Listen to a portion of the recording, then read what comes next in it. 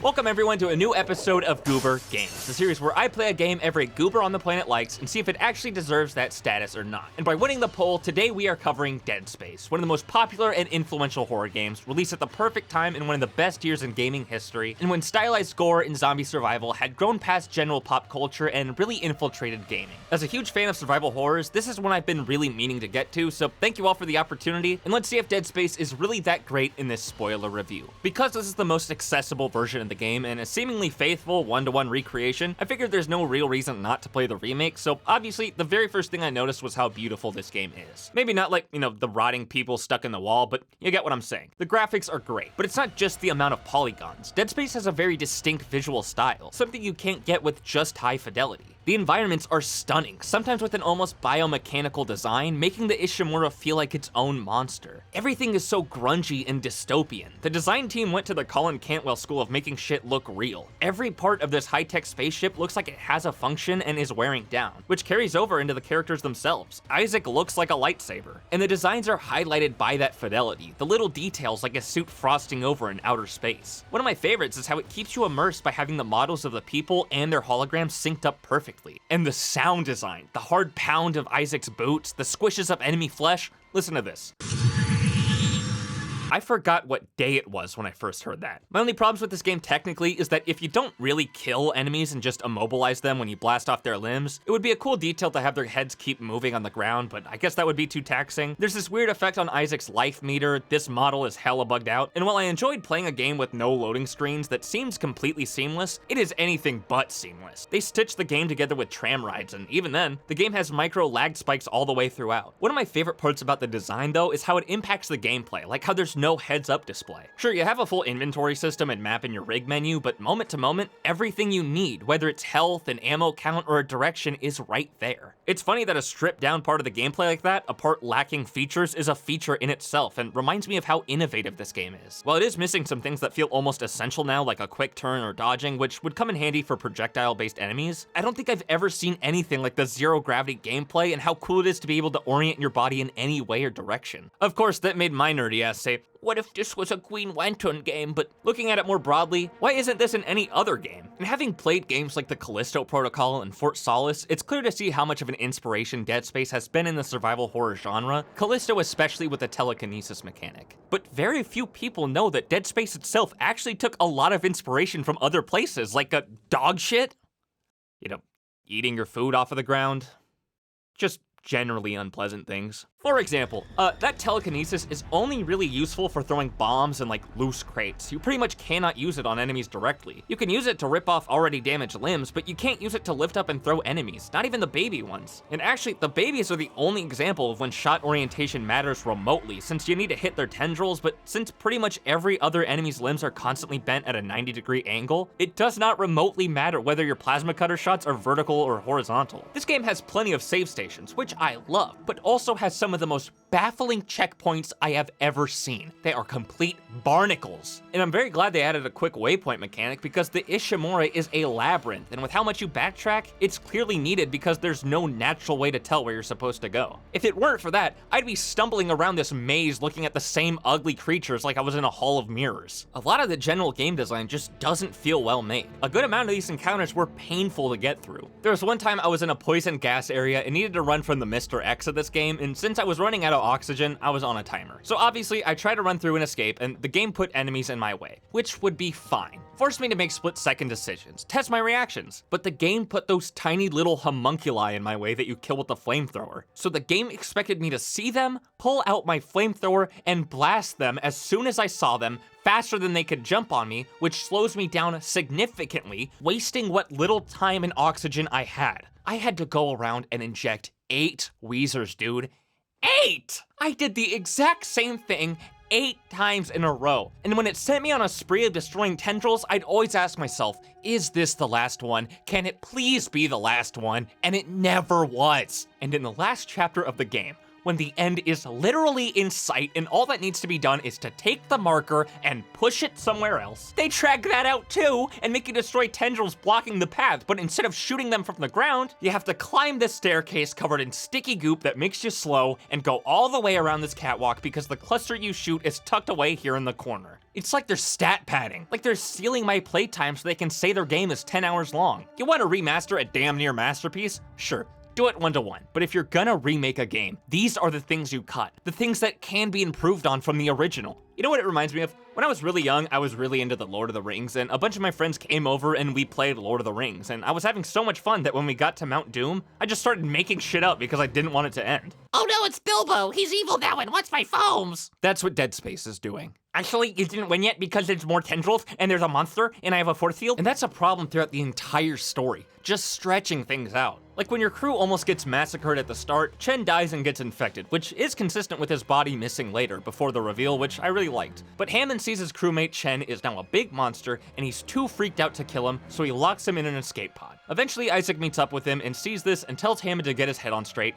Humans don't look like that, it's not him anymore, kill him! And this bald-headed genius decides the best thing to do is not to open the door with his gun trained on Chen to blast him away, but to launch and waste an escape pod on a ship overrun with monsters! So not only did this guy lower the odds that everyone survives, but he inadvertently squandered their best chance of being rescued because a military spaceship picks up their SOS signal and says, "Oh, that's you in the escape pod, right? Yeah, I'll be a good person and save you because that has to be you. Because there's no way in hell that anything that isn't human could operate." Oh, and that's me dead.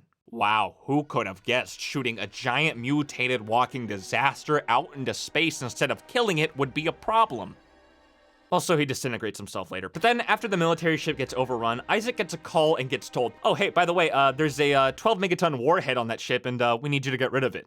Are you kidding? Now, I'll be fair, the warhead being on that ship does make complete sense. They were trying to cover up the marker's existence by blowing it up, but A, the CIA in real life will just admit to shit they did decades ago and say, whatever, nothing we can do now. They most recently did that with the JFK file, so I feel like the creation of the marker centuries ago wouldn't be that big of a scandal. And B, I was so annoyed by the nuke because of how they present the game. The whole story was bent and twisted around to fit the set pieces. It's clear those came first, and the stitches piecing them together are very thinly veiled. We killed the Leviathan, but it's back again because they wanted another fight, so they plopped it here when you have to fix the radio. They wanted to have you deal with a nuclear bomb, so they had Hammond shoot Chen out into space, which domino affected that onto my chore list and hours onto my playtime. Even though the nuke has a reason to be there, it feels made up on the spot. And they do this so many times that so much happens so quickly that you can't even keep track of the story and why you're doing what you're doing. But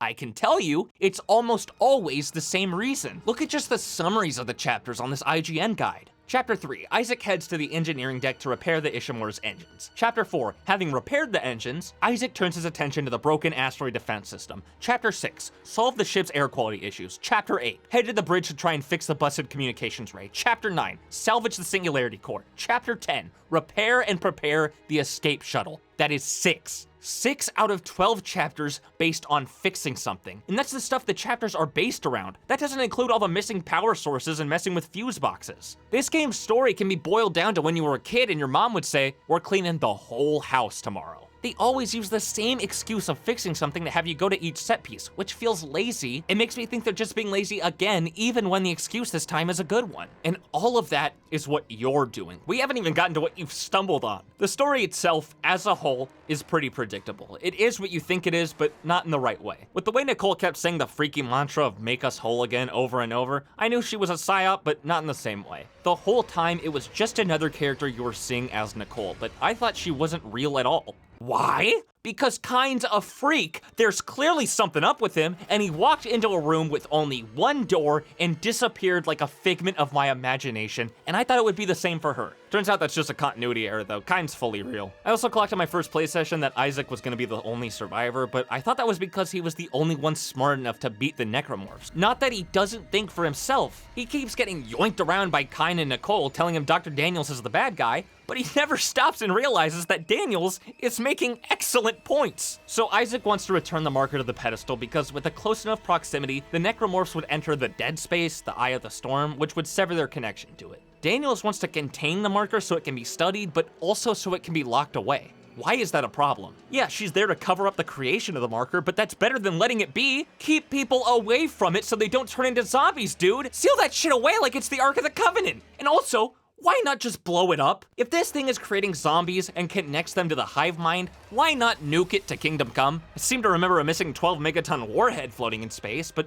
I guess that never got resolved. Just like the guy who came out of nowhere and was set up as the villain and killed main characters who never came back mutated after that tendril took him. Oh, that reminds me. Rice, water, a paper towel, boiled chicken, Isaac Clarke. This guy's got nothing going for him. He's really bland, except he lacks a crucial aspect of negotiation, and that's not to piss off the guy holding a gun to someone's head. When you put it that way, you and your marker can go to hell. Yeah, he heard that and he knew it was over. I mean, he does have that whole thing going with Nicole, you know, in Restless Dreams, I see that spaceship, the USG Ishimura, but like I said, she says make us whole again way too many times in a way that's too robotic that it gives it away and kind of spoils the story a bit. And when they're not spoiling the game, they're not motivating the story in a way that makes sense. Instead, they're being shaped by it. Again, forced to fit it.